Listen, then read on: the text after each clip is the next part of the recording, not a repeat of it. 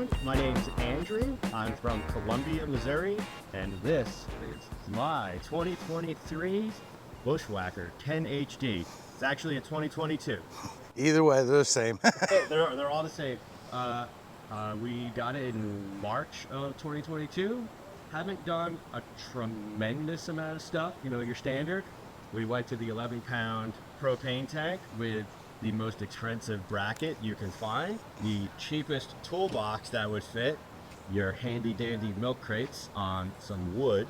The jack you up so when you're driving you can lower your tailgate. But I love the catch-alls, but I see you have the Lippert one that you can... Yeah, I got the Lippert swing jack. So this way you can go manual, or you can flip it over and you can use your drill or impact with a 3/4 sockets. This thing just actually, with using it by hand, has a little smoother action. And let's just say I might not have raised the other one all the way up when I was pulling in my driveway. I might have ruined it, so I needed a new jack anyway. Sometimes ruining our stuff is the best way to upgrade. I could probably bend it back. So before we even jump over to the Bushwhacker, I see you got some overlanding gear too, so... Very overlaid. I didn't want to use the space in the back of the camper for the fridge, and this is kind of like base camp mobile, so if you do go out and about, you can then still make lunch and have cold drinks and all that good stuff. And the all-top 4-wheel drive slide, and an Iceco ALP 55. It's a very nice fridge. What are you powered off? It is powered off of a Blue Eddy 70. Okay. That just lives in the back of the vehicle, and then the wire just kind of goes through. The soft topper, I very rarely lift this up, but I got some chairs out. I love the soft topper, but there is no security, so if you were thinking about getting one, be thoughtful about like what you want to use the truck bed for. Nice. I love these setups where it's kind of a mix. We got an overlanding vehicle, plenty of storage, and then you can kind of keep your campsite pretty clean. Tell me about this 270. Is it a full 270? This is an Ironman. It's the they make 2 Batwing style awnings. This is the smaller one, and I can't remember XRT 70 and 71 or something like that, and this is the slightly smaller It's like one. a 225. Yeah, I can't remember what they are. It's the slightly smaller one.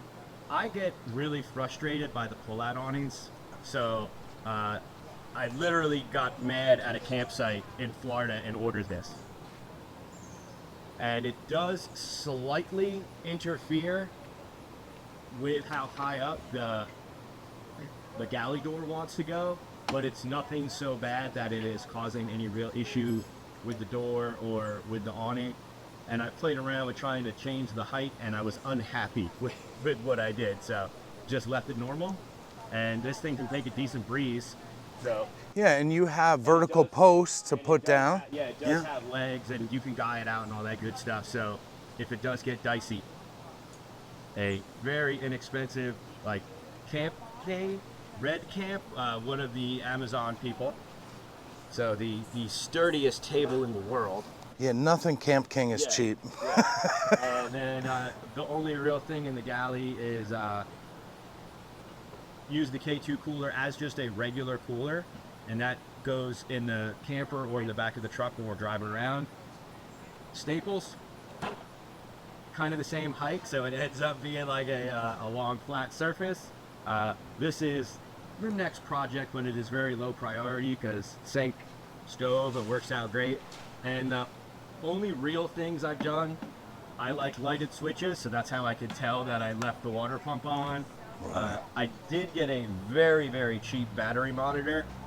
So cheap that I regret purchasing it because it's very inconsistent, but it looks cool, and it's the same diameter as the Victron one, so when I upgrade, I'm all set up. Nice. I see you using the jet boil system. Oh yeah, that's how I do. That's for coffee. Okay. So instead of bringing a kettle, the only thing that the jet boil really gets used for is making coffee in the morning, and or a mountain house meal if we're just getting up and going. So. No, I love it, and I love that using the truck as like an overlanding space allows you so much more storage back here, which just, you know, it's a great way to use the galley. Really kind of being thoughtful about, you know, we all do this a little bit different. We tend to not stay more than 2 days anywhere. So being able to not have to have the trailer filled with a lot of stuff in the event of rain, and then you can just more easily get in and out and all that good stuff. And because if we stayed at a place for 4 or 5 days at a time, then you're going to make a bunch of different decisions, and we usually don't do that. We got to leave tomorrow afternoon, so we got here last night. This is an Amazon faucet, and we went to Menards. It's going to get loud. I went to Menards, and I like things that light up, so you probably can't see that on camera, but the end of the faucet lights up. I love it. And then I just I had some Purple Heart lumber laying around, and I just made all plates, so all the switch plates, and the faucet has a little, it looks a little fancy, if you will. And then, you know, the standard switch out, I think there was just a USB port in the corner of these, and then we all kind of get the same 4x. Yeah, the same deal. And then, you know, I added reverse lights because why not? I kept the brake lights askew because I wanted to show the factory efficiency. So I was going to straighten them up, but then I'm like, why would I want to do that? So you wired into the yellow wire on your Yeah. 7-pin, which Yeah. is normally open on trailers, but it correct. activates with Yeah. the reverse light. That is correct. So I ran wires back so that way when they're not on a switch, they are on the reverse. So when the truck goes into reverse, we do have reverse lights. So tell me about your camping trinkets. I see you got some levelers for the tires, you got rugs, you got an awning, barbecue grill. This is the second time we've ever used it. I've carried around a bunch and it was like, well, we might as well break it out. The grill, we are actively forgetting that we have cookies. Okay, they're being checked. So we did change out the factory lights for the touch ones that will go blue. Ah, no bugs on the blue. And then we did, well, I should say I might have left the original fan open and it broke. So I You did like to replace it. break things to replace them. Yeah, you know what? Until you said that, I didn't realize that, but maybe that's my thing. I'm gonna learn from you if I want to guess. So I went with the Max fan with the rain cover, so I can leave it open. And standard Miller trifold? Yeah, Miller trifold. The only thing that I did a little bit differently is I cut it up and I cut the underbed storage. I didn't get rid of the underbed storage. So with the subtlest of maneuvers, so we can lift up the mattress, and we're not trying to interact with the back mattress. So because I was like the underbed storage, I found it frustrating trying to access. Nice. I love that you got the Max fan. Was that an easy project? Yeah. Very, very easy. Didn't want to lose the outside port, so just moved it out here. Have I or will I ever actually use it? I have no idea. But I have used it to winterize and de-winterize, so I know it works. I did do the take this all apart and put some galvanized metal in there, and mine did have a pretty good slope on it from the factory, so didn't really have to worry about that too much. What about the door locks? I see these are new. Oh yeah. We did go with the RV lock wireless door lock. I'll put a link in the description for that. I see a lot of people are doing that, and you can set the code and key them on both sides. Yeah, extremely expensive. It was like $300 for both of them. Oh wow. Like, or whatever it was definitely a buy once, cry once. If you got a new teardrop tomorrow, would you do it again? Without even thinking about it. Okay. In fact, I still have the old lock, so I'd probably switch them out. But if the person who wanted to buy this and I was selling it was like, hey, we really want the locks. Yeah. If you left your trailer out and it broke and you had to buy a new trailer, yeah, without a doubt. Yeah, probably the 270 awning and the RV locks are probably without a doubt the two. This is just awesome. And the batteries have been in there for like almost 2 years.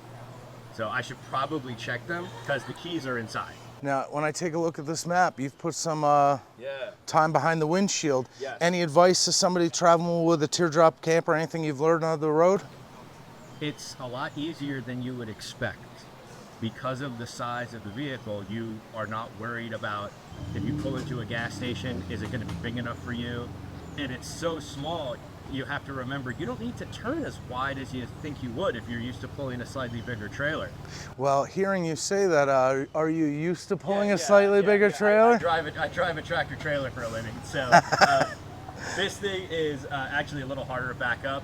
So for anybody who's new and or beating themselves up about how they're struggling with backing up, single axle, very small, short tongue, it is very frustrating, so don't beat yourself up. This is advice coming from a professional driver that tows a trailer for a living. So you heard it here first.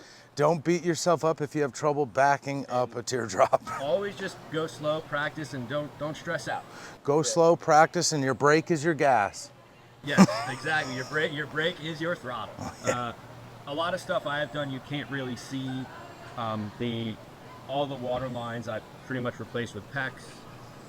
The water fill, I put elbows in it, and you put some strapping so it's attached properly to I shouldn't say properly, but so it's attached to the underside of the trailer.